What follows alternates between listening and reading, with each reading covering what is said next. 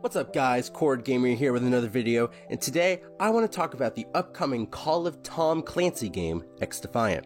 Now, out of all the upcoming and announced games over the past few months, this quote-unquote Tom Clancy game was one that no one expected, knew of, or even asked for. However, I am really interested in this game because I believe this game might be the first real Call of Duty killer. If you're new to the channel and haven't subscribed, please consider doing so, as I come out with videos every Monday covering a variety of gaming content. Nevertheless, let's get right into it. Now, if you haven't heard of this game yet, which I wouldn't be surprised by, it is an amalgamation of Overwatch hero play with abilities and ultimates, with the combination of Call of Duty, which is a never-before-seen completely original idea. Be that as it may, there are 4 different classes, or factions: the Cleaners, which serve as DPS, the Outcasts, that serve as support, the Wolves, which serve as tank, and the Echelon, which serve as the light, or scout class, I guess.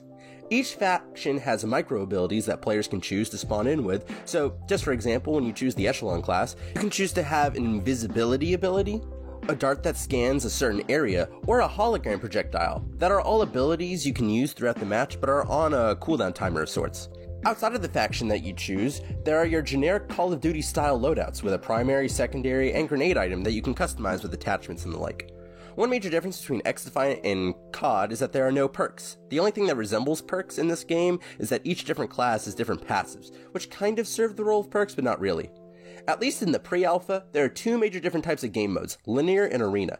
The arena game modes that they at least let us play was Ringleader, which is basically kill confirmed with a few twists, Domination, which is normal domination, and last but not least Upload, which kind of feels like Search and Destroy, except the defense is the only team that has 1 life, and they get points for as long as their upload or objective station hasn't been disabled by the attacking team.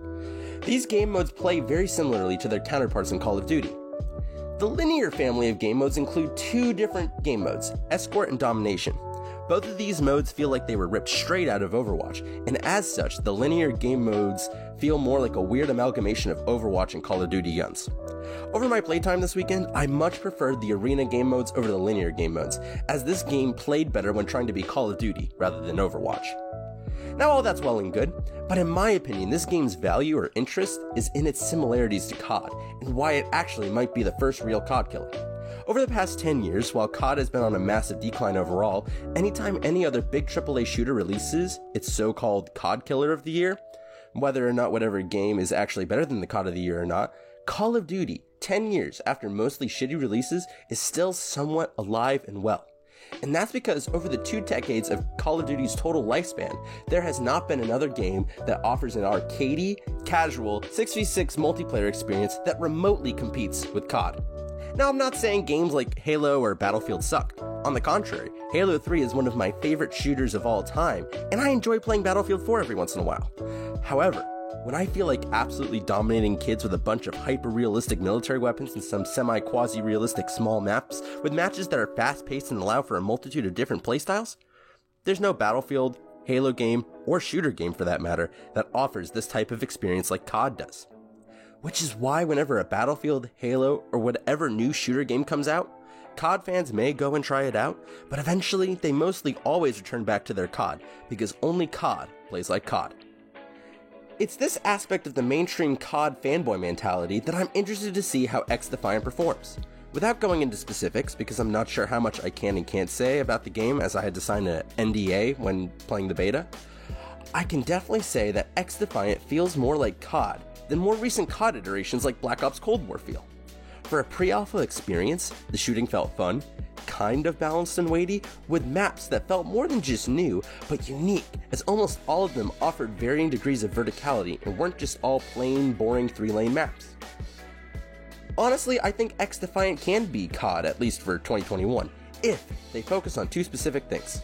Some of the ults and abilities of the tank and healer factions in particular were way too powerful, and some of the guns underperformed, so the first thing is to balance their game, which is completely understandable as the version I played wasn't even an alpha, it was a pre-alpha.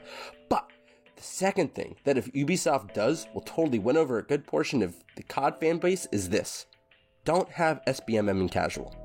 I don't think anyone has a problem with skill-based matchmaking and more competitive or ranked modes, but the bane of Call of Duty's existence over the past few years is the sweating in casual modes because of SBMM. If XDefiant offers a mostly balanced and casual COD-like experience, it has a chance of really being successful. In conclusion, Ubisoft has a chance to really take a stake of the gamer, specifically COD fanbase, for themselves. As 6v6 multiplayer continues to disappoint, and big streamers like Nick Merckx are starting to back off from even Warzone, there is the ever so small gap, need, and want of a good fun multiplayer in replace of COD. I honestly hope XDefiant is a good game, not just to have a good game to play, but to offer Call of Duty some real competition in their own gaming sphere, to hopefully produce future good COD games. But what do you guys think? Can Ubisoft really make a good game for once with no bugs? Let me know in the comments below. If there are any topics that you'd like me to cover, put them down in the comments also, and your idea just may become a video one day. If you made it this far, please hit that red subscribe button, as I produce videos every Monday. With all that being said, this concludes my video today. I'm Cord Gamer, and I'll see you next time!